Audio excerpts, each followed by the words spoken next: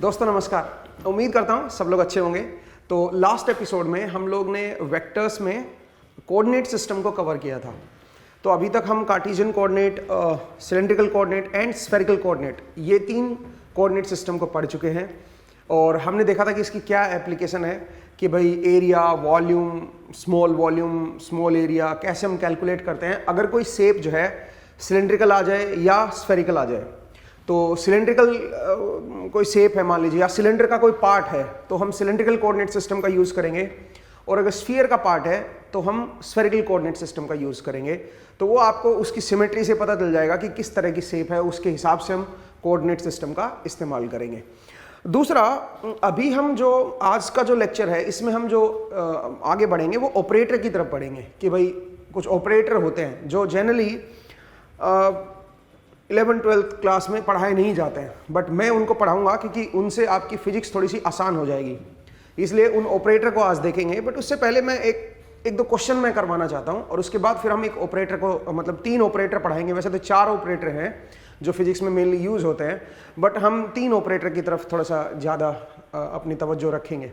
But उससे पहले एक दो क्वेश्चन करते हैं। जरा देखिए दोस्तों, एक बड़ा बढ़िया क्वेश्चन है। अगर मान लीजिए मैं ये बोलूं आपको कि कोई स्फेरिकल शेप है, कोई स्फीयर है, ठीक है, ध्यान से देखिएगा, दोनों 2 क्वेश्चन है और दोनों में एक बहुत बढ़िया डिफरेंस है। जरा देखिएगा, ये मान लीजिए मेरे पास कोई स्फीयर है, ये आई कैप डायरेक्शन है, ये जे कैप डायरेक्शन है और ये के कैप डायरेक्शन है, और ये कोई स्फीयर है, रेडियस आर है इसका। तो अगर मैं आपसे बोलूं कि इस स्फीयर का ऐसे मैंने क्लोज्ड लगा दिया, इस क्लोज्ड का क्या मतलब होता है, डीएस लगा के क्लोज लगा दिया, ऐसे मतलब ऐसे सर्कल लगा दिया, तो इसको बोलते हैं closed surface area. Closed surface area, closed surface area का क्या मतलब होता है? ऑब्वियसली कोई बंद सरफेस जो होगा उसी का क्लोज्ड सरफेस निकाल सकते हो, कोई ओपन सरफेस का कभी क्लोज्ड सरफेस नहीं हो सकता। जैसे कि अगर मैं आपको दिखाऊं तो जरा देखिए, ये मेरे पास बंद है, ये पूरी तरह से बंद है, ये पूरा शेप, ठीक है। तो अगर तो इसका क्लोज्ड सरफेस एरिया डिफाइन होगा। बट अगर मैं इसको खोल दूं यहां से, अगर मैं इसको खोल दूं दोस्तों, तो उस केस में क्या होगा, और इसके अंदर जो इंक है उसको अगर मैं निकाल दूं, अब ये ओपन सरफेस बन गया है। ओपन सरफेस का हम कभी भी क्लोज्ड सरफेस एरिया नहीं निकालते क्योंकि उसका ये डिफाइन ही नहीं होता। क्लोज्ड सरफेस एरिया किसका डिफाइन होता है बताओ? बंद सरफेस का। और इसका मीनिंग क्या होता है बताओ? इसका मीनिंग ये सारे जो सरफेसेस हैं उन सब का टोटल एरिया मिला के उसको बोलते हैं क्लोज्ड सरफेस एरिया। तो इसका मतलब है आप इसी चीज को पहले ट्रिपल इंटीग्रल से लिखते थे। अगर स्फीयर है तो स्फीयर है तो पूरा इस सरफेस का जो एरिया लिखते थे वो कैसे लिखते थे? जरा देखो, आप पहले क्या लिखते थे? डीएल, और डीएल की वैल्यू क्या होती थी? D r r cap plus r sine theta D phi cap plus r d theta, r sine theta D phi cap, r d theta cap. हालांकि ये मुझे पहले लिखना चाहिए था। एनीवे, तो ये हमारे पास आपका डीएल होता था दोस्तों। तो अगर इस सरफेस पे स्मॉल एरिया देखोगे आप, जो कर्व्ड सरफेस है, इस पे स्मॉल एरिया देखोगे तो इस पे रेडियस मेरी कांस्टेंट है। रेडियस कांस्टेंट है तो डी आर को छोड़ दो, तो जो डीएस बनेगा वो क्या बनेगा दोस्तों? वो बनेगा R sine theta, R square sine, इन दोनों को मल्टीप्लाई कर दो ना भाई, R square sine theta D theta D phi. ये मेरा क्या बन जाएगा दोस्तों? इसका स्मॉल सरफेस बन जाएगा। और अगर मुझे इसका कर्व्ड सरफेस का टोटल सरफेस एरिया निकालना हो तो मुझे इसको इंटीग्रेट करना पड़ेगा डी थीटा और मतलब थीटा और फाई के रेस्पेक्ट में। तो मैं क्या लिखूंगा? मैं लिखूंगा r square sine theta D theta and d phi, and इसको इंटीग्रेट करूंगा मैं। थीटा कहां से कहां तक चेंज हो रहा है? 0 से लेके पाई तक, क्योंकि पूरा सरफेस ले रहे हो आप, तो थीटा पाई 0 से पाई तक, और फाई 0 से लेके 2 पाई तक। ठीक है जी। इस तरह से आप क्या करोगे? आप क्लोज्ड सरफेस का एरिया, इसी चीज को आप ऐसे भी बोल सकते हो, इसी चीज को आप ऐसे भी बोल सकते हो दोस्तों। ठीक है, ये मेरा क्या बन जाएगा? क्लोज्ड सरफेस एरिया बन जाएगा। इसी को हम कई बार ऐसे सर्कल लगा देते हैं, तो आप समझिए कि कैसे हम क्लोज्ड सरफेस एरिया निकालते हैं। तो कई बार ऐसे सर्कल लगाओ तो उसका मीनिंग जो है ना, आप समझ जाओ कि क्या होता है। वो क्लोज्ड होता है। ऐसे सर्कल लगाने का मतलब क्लोज्ड होता है। ठीक है, आगे बढ़ते हैं भाई। नेक्स्ट जरा देखिए, अगर मैं इसका क्लोज्ड सरफेस एरिया की बात करूं तो मैं क्लोज सरफेस एरिया ऐसे लिख दूंगा और फिर इसको सोल्व कर दूंगा। आर स्क्वायर, आर तो मेरा कांस्टेंट है इस पे, तो ये तो बाहर आ जाएगा भाई, आर स्क्वायर मेरे पास बाहर आ गया। साइन थीटा का इंटीग्रेशन क्या बनेगा दोस्तों? साइन थीटा का इंटीग्रेशन होगा माइनस कोस थीटा ठीक है, and upper limit minus lower limit लगाओगे तो 2 आ जाएगा, ठीक है। और फिर आ जाइए डी फाई का इंटीग्रेशन करोगे तो फाई आ जाएगा, upper limit minus lower limit लगाओगे तो 2 पाई आ जाएगा। तो मेरे पास ये बन गया 4 पाई आर स्क्वायर। ये इसका क्या बन जाएगा, क्लोज्ड सरफेस का एरिया मतलब निकल आएगा मेरे पास, जो क्लोज सरफेस एरिया है वो निकल आएगा। बट अगर यहीं पे मैं ये करता, जरा ध्यान दीजिएगा, वेक्टर लगा देता इसको, फिर आंसर आता 0। अब ये क्या फर्क है भाई, इसमें और इसमें क्या फर्क है? इन दोनों में फर्क समझिए दोस्तों। यहां पे डायरेक्शन भी इन्वॉल्व हो गई है, यहां पे सिर्फ मैग्नीट्यूड था, यहां पे डायरेक्शन। अब आप बोलोगे सर एरिया की क्या डायरेक्शन है? ये स्मॉल एरिया है और उसके पास डायरेक्शन भी है। यहां पे सिर्फ स्मॉल एरिया था, ये है स्मॉल एरिया ds, इसमें कोई डायरेक्शन नहीं है। बट यहां पे क्या है, यहां पे डायरेक्शन भी इन्वॉल्व हो गई है। अब डायरेक्शन कैसे देखें भाई, इसकी डायरेक्शन कैसे चेक की जाए? तो डायरेक्शन कैसे देखते हैं, एरिया की डायरेक्शन क्या होती है? अगर कोई क्लोज्ड सरफेस एरिया है तो हमेशा याद रखो उसकी जो डायरेक्शन होगी वो सरफेस के परपेंडिकुलर होगी, फ्रॉम इनसाइड टू आउटसाइड होगी। जैसे कि देखिए यहां पे ये क्लोज्ड सरफेस है, तो इस सरफेस की अगर मैं किसी भी पॉइंट पे डायरेक्शन पूछूं कि भाई यहां पे जो सरफेस एरिया उसकी क्या डायरेक्शन होगी, तो यहां पे जो सरफेस है उसकी डायरेक्शन क्या होगी, बाहर की तरफ होगी, रेडियली आउटवर्ड होगी। परपेंडिकुलर टू द सरफेस देखना ना, तो परपेंडिकुलर टू द सरफेस तो रेडियली आउटवर्ड ही आएगा। तो ये डायरेक्शन जो है यहां पे सरफेस एरिया की बनेगी। यहां पे क्या डायरेक्शन बनेगी, यहां पे ये डायरेक्शन बनेगी, मतलब रेडियली आउटवर्ड लेना है आपको। पॉइंट को समझिए। अगर मैं इस तरह का सरफेस ले लूं, इस तरह का सरफेस ले लूं, तो बताओ यहां पे जो एरिया की डायरेक्शन है वो ऊपर होगी, यहां पे एरिया की डायरेक्शन इधर होगी, यहां पे एरिया। आप बोलोगे सर एरिया की डायरेक्शन क्यों ले रहे हैं हम लोग, एरिया को हम वेक्टर क्यों मान रहे हैं? आपको याद होगा मैंने एक फ्लो वाला कंसेप्ट समझाया था कि अगर मान लीजिए कोई फ्लो हो रहा है, कोई एयर फ्लो हो रहा है और उसके सामने में हमने जाली लगा दी, और अगर मैं उस जाली को रोटेट कर रहा हूं तो कितनी एयर फ्लो उस जाली के थ्रू होगी, वो निकालने के लिए हमें उसका प्रोजेक्शन लेना पड़ेगा। तो ऐसे कंसेप्ट को हैंडल करने के लिए हमने एरिया को एक वेक्टर की तरह ट्रीट किया था, ठीक है। तो इसलिए कई बार हम एरिया को वेक्टर की तरह ले लेते हैं। तो अगर मैंने यहां पे वेक्टर की तरह ले लिया तो ये 0 बनेगा। आप बोलोगे सर 0 क्यों बनेगा?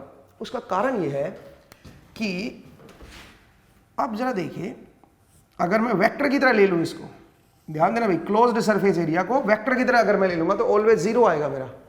क्यों 0 आएगा? और ये हर क्लोज सरफेस पे होगा ये, ठीक है। जरा देखिए दोस्तों, अगर यहां पे कोई मैंने सरफेस लिया, स्मॉल सरफेस एरिया, तो उसकी डायरेक्शन यहां आएगी, और इसी के जस्ट ऑपोजिट भी तो एक सरफेस एरिया होगा पीछे की तरफ, उसकी डायरेक्शन बाहर की तरफ आएगी। ये दोनों एक दूसरे के ऑपोजिट डायरेक्शन आ गई। मैं आपको समझाता हूं जरा कि यहां पे देखिए, यहां पे हमने यहां पे कोई स्मॉल सरफेस एरिया लिया। सोचिए इस जगह पे हम कोई स्मॉल सरफेस एरिया ले रहे हैं, इस जगह पे कोई स्मॉल सरफेस एरिया ले रहे हैं, ठीक है। तो उसकी डायरेक्शन किधर होगी बताओ जरा, क्योंकि उसमें इस बार डायरेक्शन भी इन्वॉल्व करनी है, ना सिर्फ ये स्मॉल सरफेस एरिया लेना है, उसकी डायरेक्शन इसकी बाहर की तरफ है, ठीक है।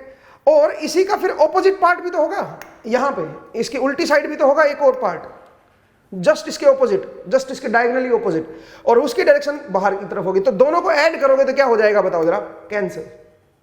दोनों को ऐड करोगे, इसको और इसके जस्ट ऑपोजिट वाले पार्ट को। जैसे कि यहां पे देखो, यहां पे कोई क्लोज सरफेस एरिया, उसकी डायरेक्शन इधर है, तो इसी का जो ऑपोजिट पार्ट होगा उसकी यहां पे पार्ट यहां पे आ जाएगा, वो उसकी डायरेक्शन इधर होगी। इसका मतलब क्या हुआ, इसका मतलब हर छोटे सरफेस का एक ऑपोजिट सरफेस भी होता है। तो अगर मैं टोटल करूंगा, टोटल सरफेस एरिया डायरेक्शन के साथ जोड़ूंगा तो 0 बनेगा, क्योंकि हर सरफेस का जो दूसरा ऑपोजिट पार्ट है वो कैंसिल कर देगा उसको, इसका ये पार्ट कैंसिल कर देगा। ऐसे यहां पे कोई छोटा सरफेस लोगे उसका उल्टा इधर वाला होगा, तो फिर इंटीग्रेट करोगे तो 0 आएगा, ठीक है। टोटल सरफेस एरिया जो है वो मेरा 0 आएगा। पॉइंट को समझिए, इसमें सोल्व करने की जरूरत नहीं है। बट जरा सोचिए कि अगर मुझे इसको सोल्व करना हो तो कैसे सोल्व करें। ds तो मेरा ये बनेगा, और आप क्या लिखोगे, आर कैप।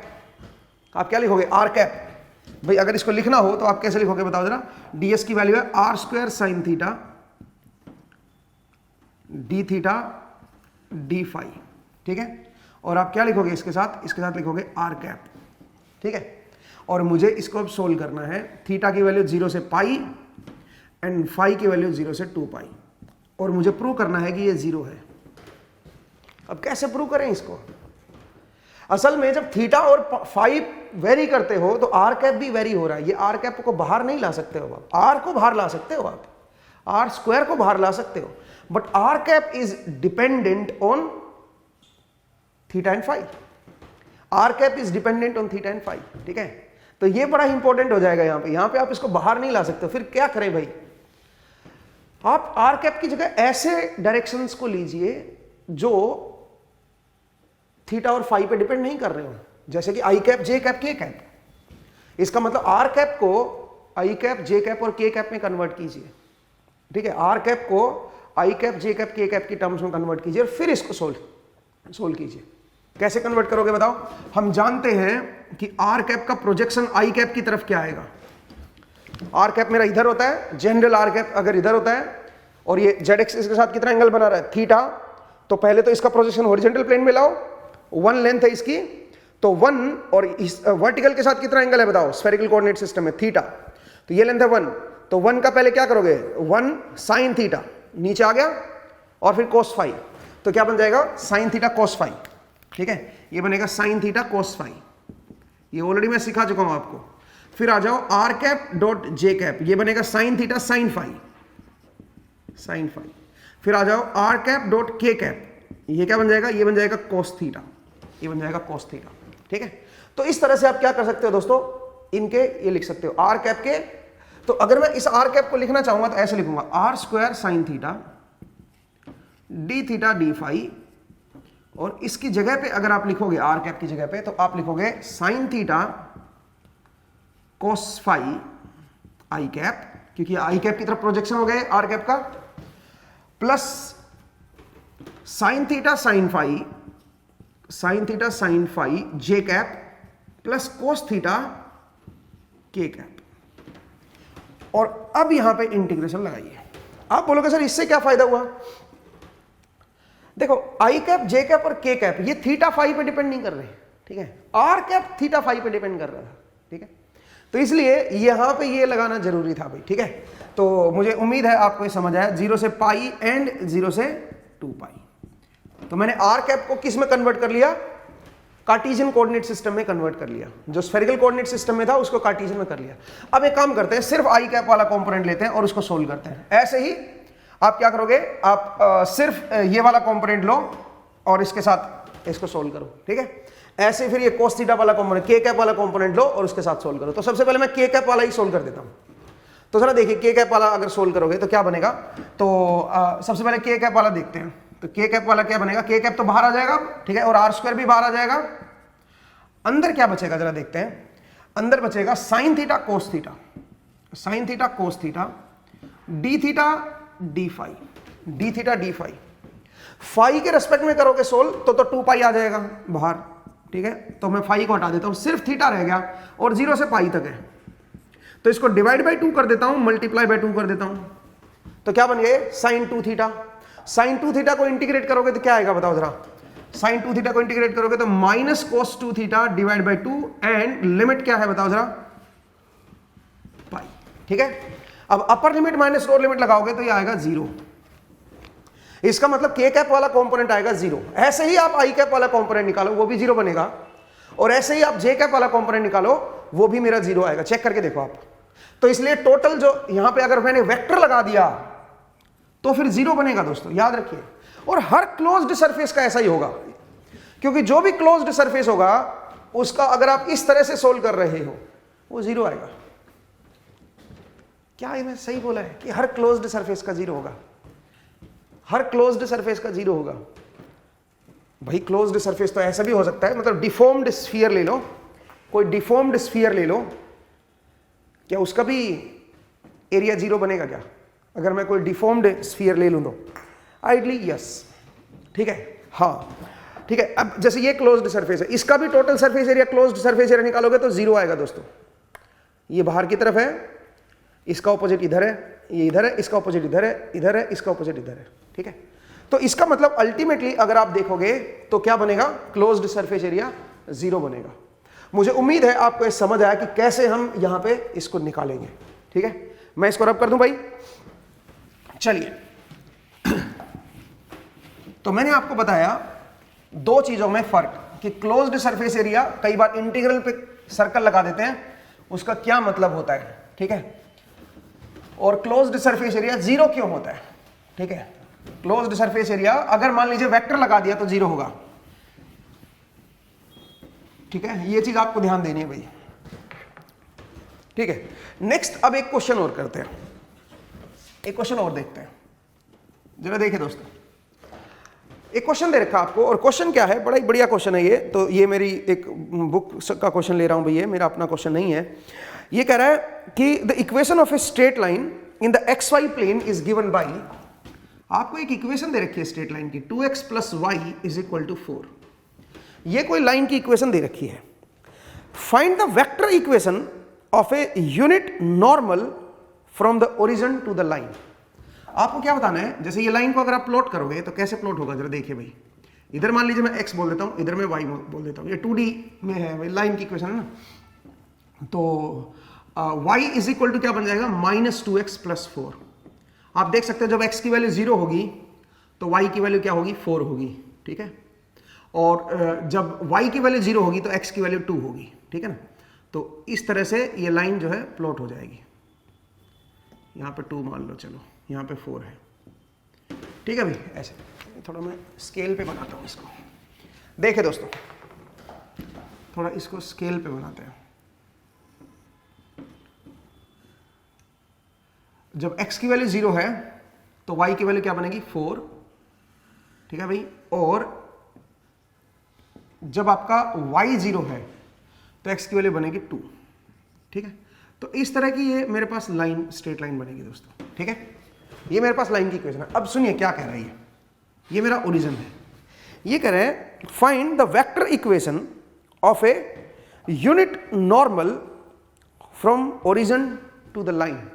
ये कह रहा है ओरिजिन से लाइन तक, ओरिजिन से लाइन तक अपने को जो नॉर्मल आएगा ना, इसके परपेंडिकुलर जो लाइन बनेगी, मतलब हमें इसकी इक्वेशन लिखनी है भाई। ये नॉर्मल क्या बनेगा, आपको एन कैप की डायरेक्शन बतानी है, यूनिट नॉर्मल बताना है, ठीक है। तो आपको एन कैप की वैल्यू बतानी है। कहने का मतलब ये है कि एन कैप जो बनेगा, इसके जो नॉर्मल डायरेक्शन जो आएगी वो क्या बनेगी। आपसे ये क्वेश्चन पूछा है, इस लाइन के नॉर्मल डायरेक्शन को बताना है क्या होगा। तो अब देखा जाए तो ये कई तरह से आप बना सकते हो दोस्तों, ठीक है। इस लाइन को आप कई तरह से बना सकते हो, इस नॉर्मल की डायरेक्शन को कई तरह से निकाल सकते हो। जरा देखते हैं कैसे कैसे, क्या क्या तरीके पॉसिबल है। और ओरिजिन से पास होना चाहिए भाई नॉर्मल, ठीक है। तो क्या क्या तरीके हैं जिनसे हम बना सकते हैं। एक तो आप कोऑर्डिनेट ज्योमेट्री के सहारे से बना सकते हो, और एक वेक्टर के हेल्प से भी आप कर सकते हो, ठीक है। सबसे पहले अगर मैं कोऑर्डिनेट ज्योमेट्री का सहारा लूं तो मैं क्या बोलूंगा, मैं बोलूंगा इस लाइन का स्लोप बताओ क्या है। इस लाइन का स्लोप है -2, y = -2x + 4। तो नॉर्मल का जो स्लोप आएगा, स्लोप ऑफ नॉर्मल, नॉर्मल का जो स्लोप होता है वो क्या होता है, टेंजेंट। ये लाइन अपने आप में ही टेंजेंट लाइन है, इसका स्लोप दे रखा है, तो नॉर्मल का क्या स्लोप आएगा, स्लोप ऑफ नॉर्मल लाइन, वो इसका -1/-2 हो जाएगा। इसका उल्टा कर दो तो क्या बन जाएगा, 1/2। तो इसका मतलब ये जो लाइन आएगी इसका स्लोप बनेगा 1/2, और इसकी जो इक्वेशन बनेगी वो क्योंकि ओरिजिन से पास हो रही है तो y = mx बन जाएगी, और y = ½ x ये बन जाएगी दोस्तों। ये इस जो इसके नॉर्मल लाइन आएगी उसका इक्वेशन बन जाएगी, सही है। आप बोलोगे आपको इक्वेशन थोड़ा ना चाहिए, आपको तो नॉर्मल वेक्टर की डायरेक्शन चाहिए। ऑब्वियसली लाइन की इक्वेशन आ गई तो नॉर्मल वेक्टर भी आ जाएगा। कैसे आएगा जरा देखो, ये पॉइंट है मेरा 0 0, ये पॉइंट है मेरा 0 0, और ये पॉइंट निकाल लो। अब आप ये पॉइंट कैसे निकालोगे, दो लाइन जहां पे क्रॉस कर रही हैं, ये लाइन और ये लाइन जहां क्रॉस कर रही है, वहां पे y की वैल्यू, हाइट y की वैल्यू सेम है भाई। तो इसका मतलब यहां पे y की, इस लाइन में y की वैल्यू ये है, इस लाइन में y की वैल्यू ये है, दोनों को बराबर कर दो, 1/2x, ठीक है भाई। तो यहां से अगर आप देखोगे तो क्या बन जाएगा दोस्तों, ये बन जाएगा 2.5x = 4। x की वैल्यू क्या आ गई, 4/2.5। आप एक बार देख सकते हो भाई, मेरे हिसाब से तो ठीक है, मैंने जो कैलकुलेशन की है मेरे हिसाब से ठीक है। तो क्या बन गया ये बन गया 40/25, 5 8 40, 5 5 25, ठीक है। तो 8/5, तो x की वैल्यू यहां पे है 8/5, तो y की वैल्यू क्या हो जाएगी, 4/5। ये पॉइंट जो है x की वैल्यू है 8/5 एंड y की वैल्यू है 4/5। तो अपने पास ये क्रॉसिंग वाला पॉइंट आ गया, और ये पॉइंट है 0। तो अब वेक्टर निकाल सकते हैं हम लोग इधर, इस डायरेक्शन में। इस डायरेक्शन में वेक्टर क्या आएगा, n वेक्टर, n कैप नहीं निकाल रहा हूं भाई, इस डायरेक्शन में वेक्टर निकाल रहा हूं, नॉर्मल वेक्टर।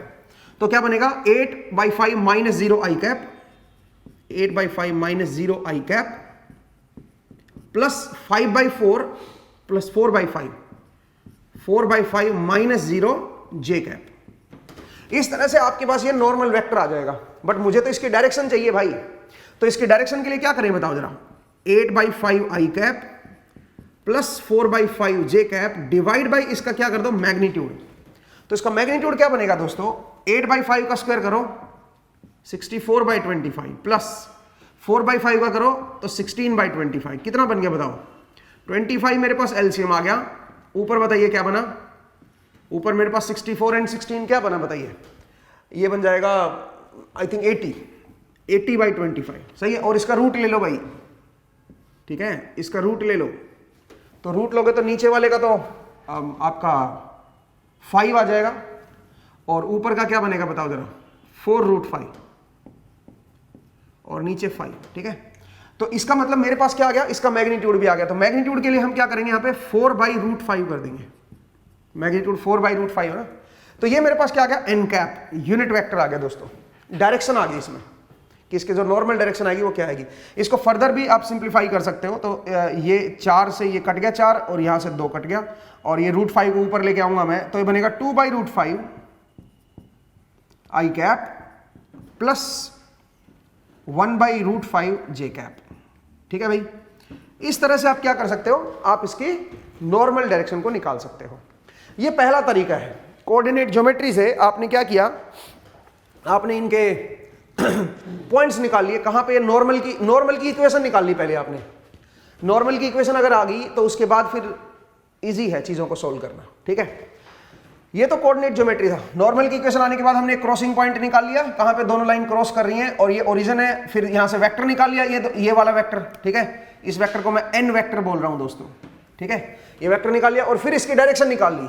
इसकी डायरेक्शन जो है फिर एन कैप दे देगी आपको।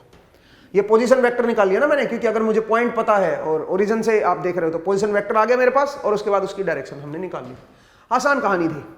इसी चीज को आप वेक्टर से भी कर सकते हो दोस्तों। सेम क्वेश्चन को वेक्टर से भी कर सकते हो, ठीक है। जरा देखिए कैसे सेम क्वेश्चन को वेक्टर से भी कर सकते हो। कैसे करेंगे वेक्टर से वो जरा देखिए, वेक्टर की हेल्प से कैसे करेंगे वो जरा सुनिए। देखिए दोस्तों, मेरे पास ये लाइन है, ठीक है। ये एक्स डायरेक्शन है, आई कैप बोल दो। ये वाई है भाई, ये एक्स है ये वाई है, एक्सिस है मान लो ये, ठीक है।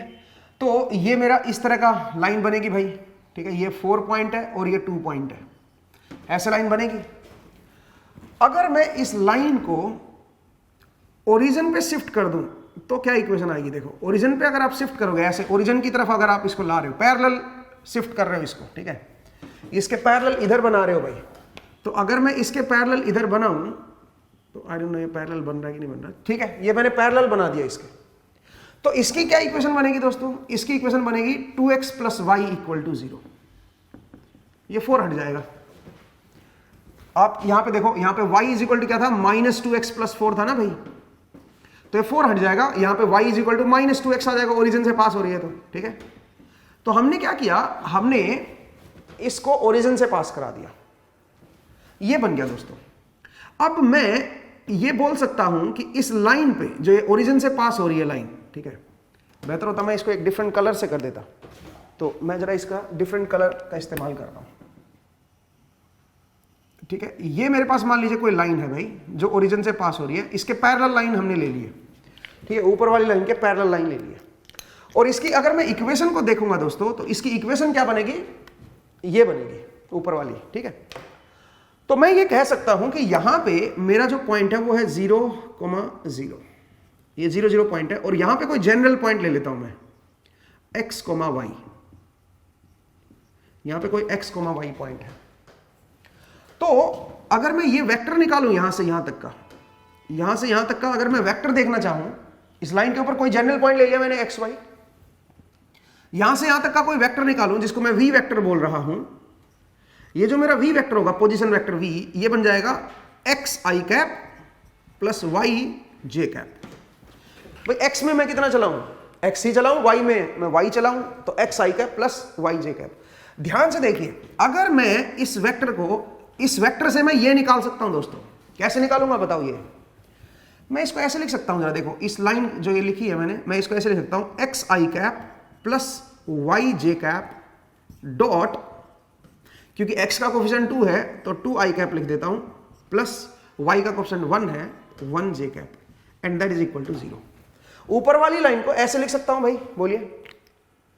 तो इसका मतलब क्या बन गया बताओ, ये तो मेरा कोई वेक्टर है जो लाइन के ऊपर है, उसको इसके साथ डॉट ले रहा हूं और डॉट 0 आ रहा है। इसका मतलब क्या समझे, इसका मतलब ये जो मेरा वेक्टर है ये इसके परपेंडिकुलर है, ये इसके परपेंडिकुलर है, तभी तो डॉट प्रोडक्ट 0 आएगा।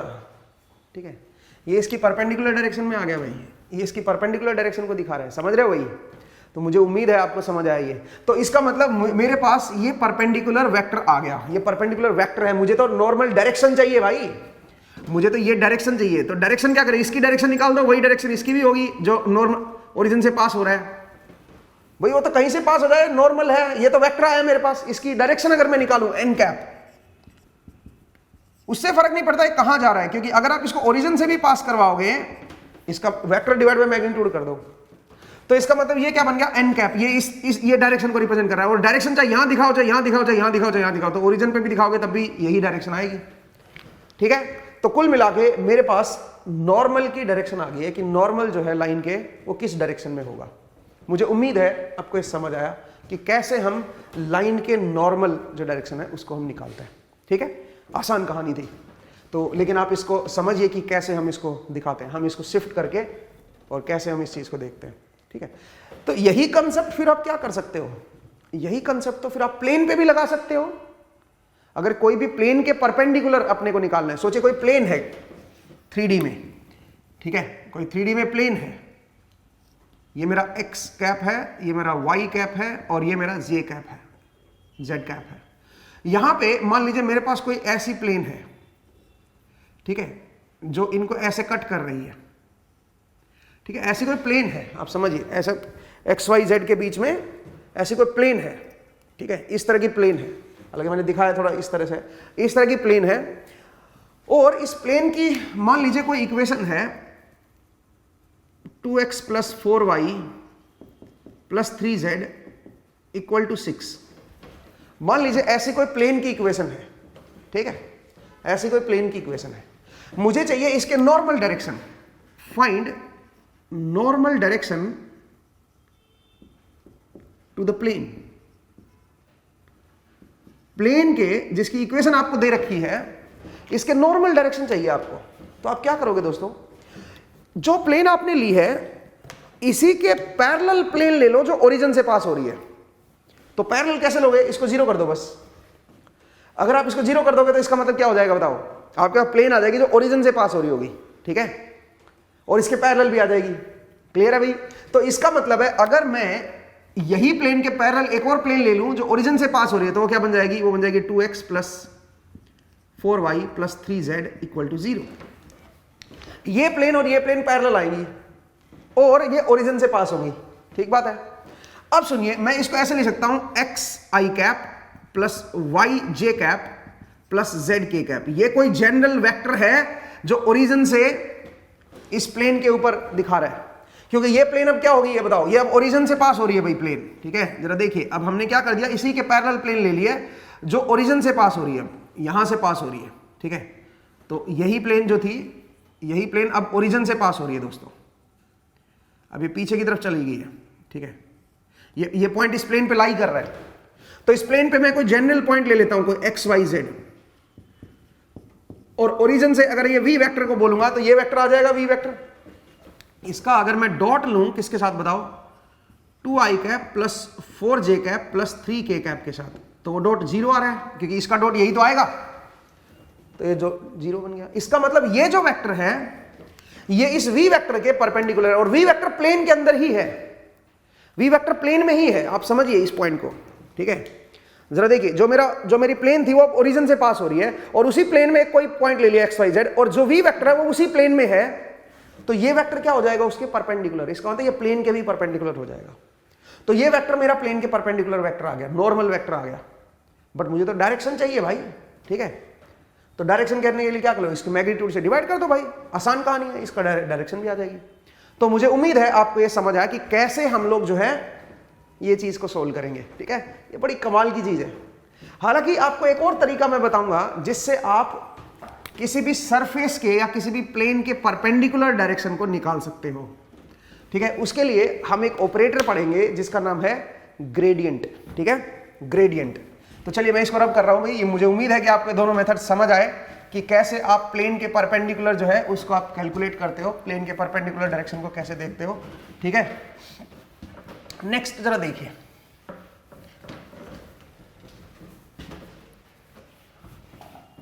नेक्स्ट अब जरा देखिए, नेक्स्ट हम क्या देखने वाले हैं दोस्तों। नेक्स्ट है हमारे पास,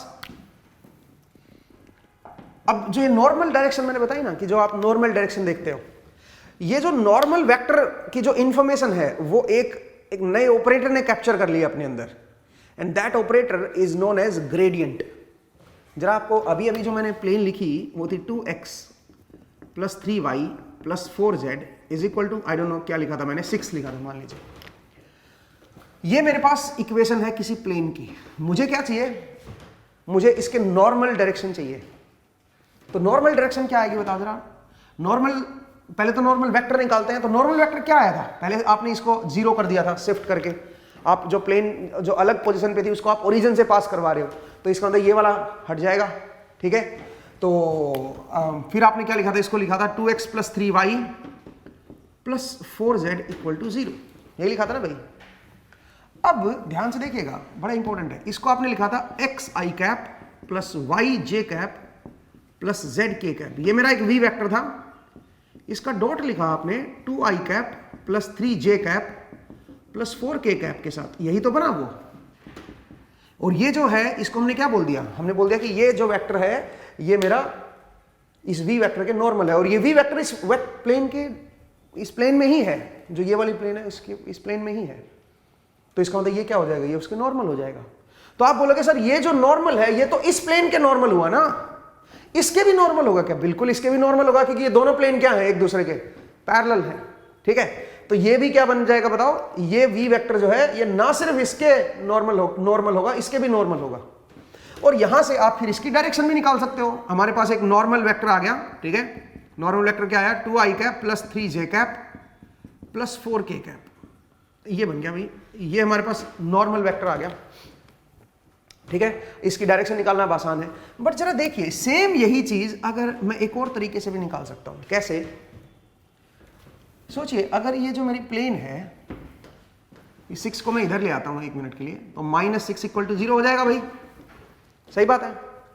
इस प्लेन का अगर मैं डेरिवेटिव लूं, एक बार विद रिस्पेक्ट टू x ले लेता हूं, जो भी इसकी इक्वेशन है 2x + 3y + 4z - 6। ठीक है, इसका डेरिवेटिव ले लेता हूं विद रिस्पेक्ट टू x। फिर क्या ले लेता हूं इसका डेरिवेटिव y के रिस्पेक्ट में। आप बोलोगे सर ये कर्ली सा क्यों बना दिया आपने, d/dx डायरेक्ट क्यों नहीं लिख दिया? इसको बोलते हैं पार्शियल डेरिवेटिव। पार्शियल डेरिवेटिव का क्या मतलब होता है, जैसे x के रेस्पेक्ट में ले रहे हो तो x के रेस्पेक्ट में लो, y और z को कांस्टेंट मान लो, इसका ये मतलब होता है। ठीक है, जब आप ऐसे पार्शियल डेरिवेटिव लिख रहे हो, इसका मतलब केवल x के रेस्पेक्ट में लेना, y और z को कांस्टेंट मानना है। ये अभी के लिए फिलहाल इतना याद रखिए बस। अब मैं क्या कर रहा हूं, अब मैं ले रहा हूं partial derivative with respect to y, तो उसमें x और z मेरे कांस्टेंट हो जाएंगे और y के रेस्पेक्ट में मेरा डेरिवेटिव आ जाएगा -6, और इसके साथ j कैप लिख रहा हूं, और फिर मैं लिख रहा हूं del/del z of 2x + 3y + 4z - 6k cap. मैंने क्या कर दिया, मैंने इनका पार्शियल डेरिवेटिव लिया, ये 6 को पहले इधर लिया, ये एक फंक्शन बन गया = 0 है, तो मैंने क्या किया, इसका पार्शियल डेरिवेटिव ले लिया। तो आप बताओ, एक बार जब x के रेस्पेक्ट में लोगे तो इनका डेरिवेटिव तो 0 आ जाएगा सबका, ये तो 0 दिखाएंगे, केवल ये बनेगा, क्या बनेगा, 2i कैप। और ये क्या बनेगा बताओ जरा, ये बनेगा मेरा 2j cap, sorry 3j cap, कि y के रेस्पेक्ट में लोगे ना भाई इसमें 3j कैप, एंड ये क्या बनेगा, ये बनेगा 4k कैप। ये वेक्टर आएगा, ये वेक्टर तो नॉर्मल वेक्टर आ गया भाई, जो नॉर्मल है इस प्लेन के, और ऑलरेडी हम देख चुके हैं नॉर्मल, ये तो वही आ गया।